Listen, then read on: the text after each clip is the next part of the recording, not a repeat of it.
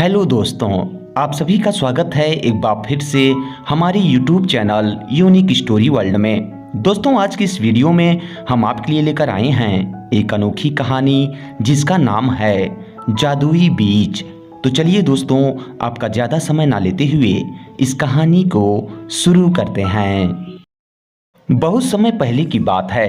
हरे भरे खेतों के बीच बसे एक सुंदरपुर नामक गांव में मदन नाम का एक बुद्धिमान किसान रहता था।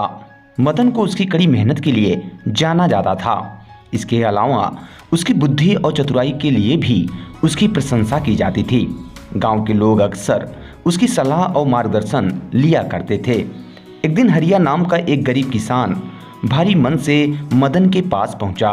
हरिया ने कहा, मदन, मेरी फसल साल दर साल खराब होती जा रही है, जिससे मैं अपने परिवार का भरण पोषण ठीक प्रकार से नहीं कर पा रहा हूँ।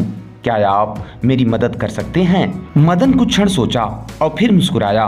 उसने कहा, हरिया, मेरे पास आपके लिए सिर्फ एक ही उपाय है। मेरे पास जादुई बीजों का एक थैला है जो आपके खेतों को बदलने की ताकत रखता है। इसलिए इन बीजों को बोएं, जिससे आप एक भरपूर फसल देखेंगे। और फिर जैसे ही मदन ने उन्हें एक छोटी थैली सौंपी, हरिया की आंखें आशा से चौड़ी हो गई। लेकिन बीजों को देते समय मदन ने हरिया को एक चेतावनी दी। उसने कहा कि पर एक बात याद रखना, ये बीज जादुई तो हैं, लेकिन ये तुम्हारी परिश्रम और देखभाल की मांग भी करते हैं। उन बीजों को लेकर हरिया ने मदन को धन्यवाद दिया और अपने बंजर खेतों में जादू के बीज बोने के लिए अपने घर पहुंचा। उसने मदन की सलाह का सावधानी पूर्वक पालन किया।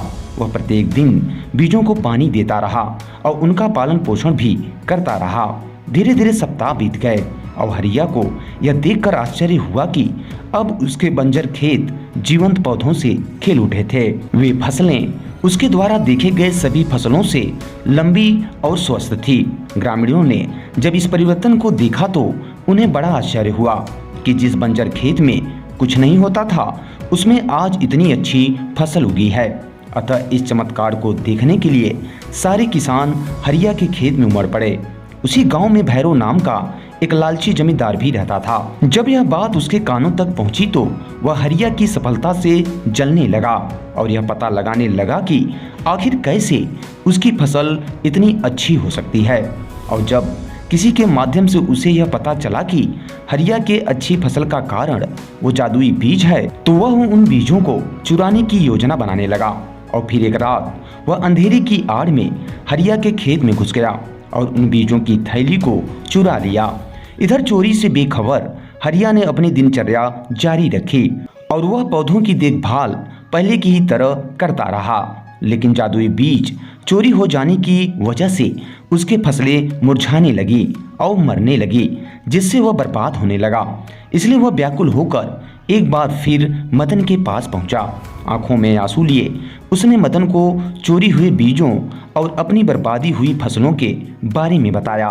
मदन ने करुणापूर्वक हरिया की बात सुनी और उससे कहा कि हरिया, याद रखो कि सच्चा धन भौतिक संपत्ति में नहीं है, बल्कि वह तो हमारे ज्ञान और अनुभव में है। हालांकि अब बीज तो चोरी हो ही गए हैं, लेकिन उनके पोषण से प्राप्त ज्ञान अभी भी तुम्हारे पास है। इसलिए एक बार फिर से अपने खेतों को साधारण बीजों से ही लगाओ। तुम्हारी कड़ी मेहनत और पूर्व ज्ञान तुम्हें निश्चित ही सफलता की ओर ले जाएगा। मदन की बातों से उत्साहित होकर हरिया ने उसकी सलाह को अपने दिल से लगा लिया। उसने लगन से एक बार फिर नए बीज बोए।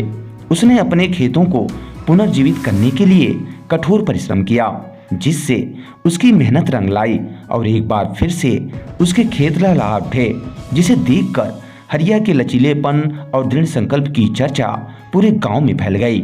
सभी को यह याद दिलाते हुए कि सच्चा जादू बाहरी वस्तुओं में नहीं, बल्कि मानव आत्मा की शक्ति में रहता है। उसकी इस कहानी से प्रेरित होकर ग्रामीणों ने कड़ी मेहनत, धैर्य और अपने भीतर निहित शक्ति के महत्व को पहचाना। और फिर उसी दिन से हरिया उन गांव वालों के लिए आशा और लचीलेपन का एक प्रतीक बन गया। धन्यवाद दोस्तों।